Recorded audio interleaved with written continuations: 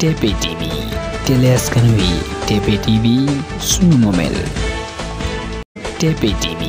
télé askan wi TPTV sunu momel TPTV télé askan wi TPTV sunu momel. waaw jërëjëf ci laajte bi jërëjëf tamit ci taxawaay bi ngeen ci am yéen ñëpp yéen ci presse bi ndax li ngeen di def nii mooy tas information nit yi xam mairie bi yan taxawaay la jël ci mbirum inondation yi su ma ne mairie bi nag damay jaajëfal adjoint maire yi jaajëfal membre conseil municipal bi yëpp muy góor muy jigéen kenn amu ci jàmm fu mu nekk nii ñun ñëpp lu ñu suñu yéene mooy ñu fexe ba jafe-jafe ci ndox bi nga xam ne doomu aadama yi ñu ngi koy dund ñu woyofal leen ko sunu taxawaay nag mooy renforcer sunu unité de pompage bi nga xamante ne si mooy permettre ñu mën a pomper ndox bi génne ko. unité de pompage boobu nag am na ci fànn yoo xam ne ñu ngi koy doxal depuis xaw na yàgg tuuti muy loo xamante ne si réussir nañ ko ndax am na bërëb yoo xam ne ndox mi ngi fa woon jafe-jafe mi ngi fa woon mais tey boo fa demee alhamdulilah xel yi dal na. taw bi nag nga xam ne dafa yokk intensité mooy dafa yokk dëgërlaayam ci ñaari fan yu mujj nii indi nañu ay jafe-jafe yu gën a métti jafe-jafe yooyu constaté nañ ko ci gox yu bare boo demee Tivaouane Peulh am na fa boo demee Niakoulrab am na fa boo demee Niaga tamit am na fa mën naa ne ñetti axes yooyu mooy axes yi nga xamante ne si foofu la ndox bi gën a métti ci inondation yi ñun nag unité de pompage bi ñu def nii mooy bërëb yi nga xamante ne si war nañ fa dem muy guddi muy bëccëg équipe bi pare na pompe yi ñëw nañ monté nañ leen tuyau raccordement yi muy soxla yëpp indi nañ ko ba mu doy pour fépp foo xamante ne si mën nañ pomper ndox bi yóbbu ko feneen foo xam ne mën na ko jël ñu tàmbali ko tey ci bis bi ñaan yàlla nag fii ak benn fan ñaari fan incha allah jafe-jafe yi nga xamante ne si moom la ñu constaté ci bërëb yi nga xam ne dafay taa ndax taa day am plusieurs façons taa dafa am taa yoo xam ne xur la moo tax muy fees ndox.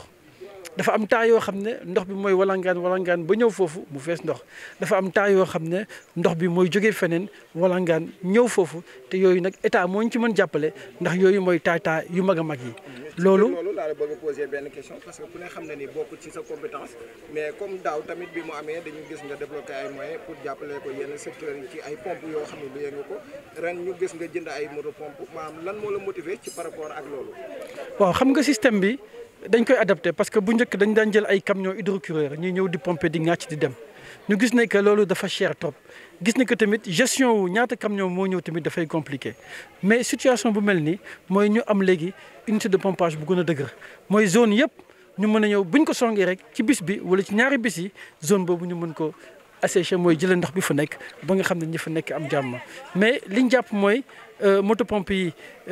yu am doole la yu am capacité la fépp fu mu tàkk rek boo ko xoolee ay waxtu rek normalement ndox bi day ñiis foofu ba population bi mën a dellu ci jàmm bi nga xamante ne si ñu ngi fay dem. mais tamit di xamal askan bi ne que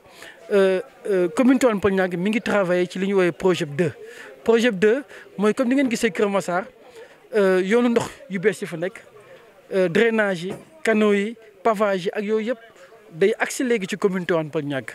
donte tey Tivaouane Peulh ay tali ñu ngi dugg boo leen ko seetluwee am na tali yoo xam ne état bi jàppale nañu ba ñu réaliser ko tey dugg bi génn bi jàpp naa ne que yoon yi gën nañ bare mais li ñu am solo fu mu nekk nii mooy ñu mën a am système de drainage boo xamante ne si bu ndox yi walangaani ci koñ yi ak ci tali yi ndox yooyu mën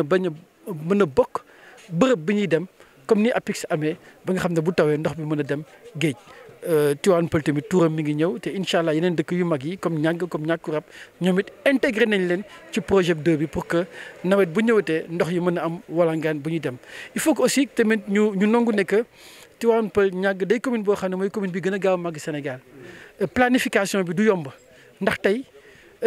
jàpp naa ne que boo leen ko xoolee population bi ni muy màggee macha allah loolu tax na ñu mën wax ne Tivaouane Peulh Niaga am na jàmm mais loolu dafay jur ay jafe-jafe te jafe-jafe yooyu mooy ay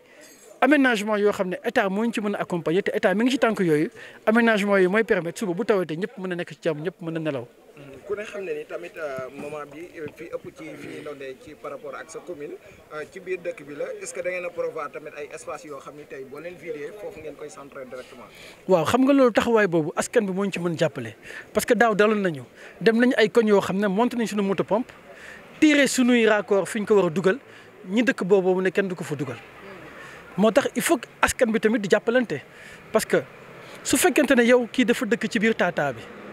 yow fi nga nekk bu ñu fa yóbbuwee ndox bi tamit du la yàqal dara nañ ko nangu ngir yàlla waaye da ngay gis bërëb yoo xam ne dañuy bëgg pomper am ñoo xam ne ñu ne ñoom bu ñu pomper kenn du indi ndox bi ci ñoom mu indi yeneen jafe-jafe waaye en général loolu moo tax ñu jënd ay kilomètres tuyau pour que buñ koy pousse ñu mun ko pousse ba fu mu gën a sore ba foo xam ne du yàqal ñu bare en tout cas cas yi nga xam ne moo gën a métti nii te ñuy koy tàmbali tey cas yu ci bare am nañ foo xam ne mën nañ ko fa tuur am nañ ko waaw xam nga matériel moom basé wul fenn parce que tey liñ jot a jënd à peu près valeur u 10 millions la mais tey buñ ko dugalee mën na am suba mun laajaat ñu encore beneen 10 millions ñu war ko def ñun pare nañ conseil municipal bi nee na ma lépp loo xamante ne si mooy permettre askan bi mu mën a génn ci situation ndox bi ñoom ñëpp incha allah lu mu laaj nañ ko defal askan bi donc man jox nañ ma feu vert boobu li am solo mooy dama jàpp ne que lii bu ñu ko njëkkee attaqué dana am lu muy jur mais dama jàpp ne que inondation ëpp na 10 millions ah parce que xam nga inondation ma jox la exemple daaw am na ñoo xam ne dañu waroon luweel kër jàppale leen am na ñoo xam ne ay camion hydrocureur la moo gën a cher ndax moom day lekk ci bis bi day lekk 2 millions dafa gaaw hydrocureur ndax day manque di dem boo xoolee bërëb yi mu war a manque yëpp day bare mais système bi nii am na yaakaar ne que incha allah chance bu ñu am ren mooy nawet bi donte mi ngi fi waaye dafa mel ni ci fin bi la xaw a ñëw kon am naa yaakaar ne que bu ñu defee pompage d'urgence yi danañ am sutura que mu mën a bañ a metti comme ni ñu koy ragalee.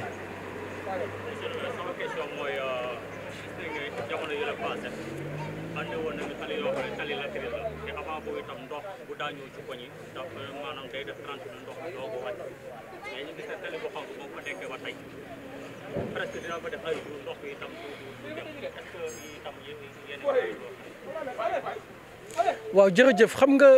question bi ngay posé nii question la boo xam ne ñi ci am xam-xam yow werante nañ ci ndax li nga xamante ni si daf ci am solo mooy dañoo jooy yoon askan bi dafa jooy yoon askan bi ne dañuy am ñu feebar ñoo xam ne ambulance mënu fa àgg oto mënu fa àgg charrette rek moo fay àgg ñu bëgg loo xamante ne si dañ ciy mën a jaar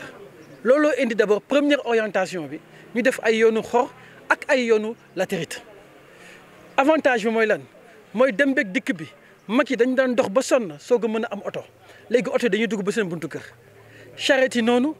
commerçant yi noonu ñi tawat tamit jigéen ñi daan wasin dañ doon am tamit possibilité ñu mën a am situation bu gën a baax léegi nag day jur tamit ay jafe-jafe yi muy jur mooy dañu nekk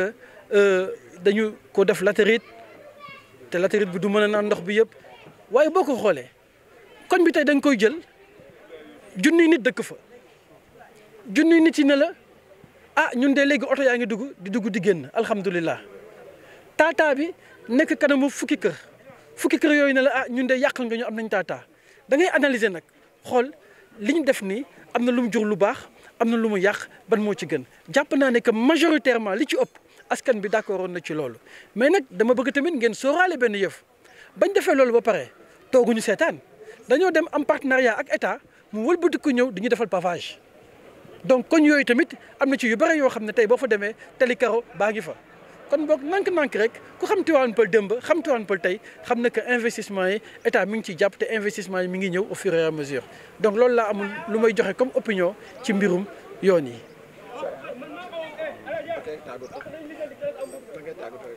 waaw damay santaat ñëpp rek di massawu ñëpp taw nag wax dëgg neex yàlla am na lu muy defar am na lu muy yàq mais nag jàpp naa ne que at yi passé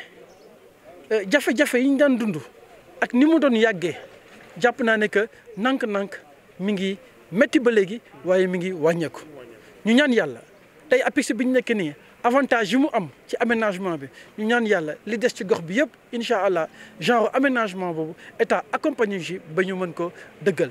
loolu tamit damay leeral ne que yéene la waaye yéene bu tàmbali la tey rek boo leen ko gisee amoon nañ réunion ci affaire projet 2 pour yoonu ndox yi nga xamante ne si ñoom la ñu war a liggéey ci gox bi pour que commune Tivaouane Peulh Niaga mën a mucc ci inondation yu metti yi ñuy dégg ak yi ñuy faral di dund.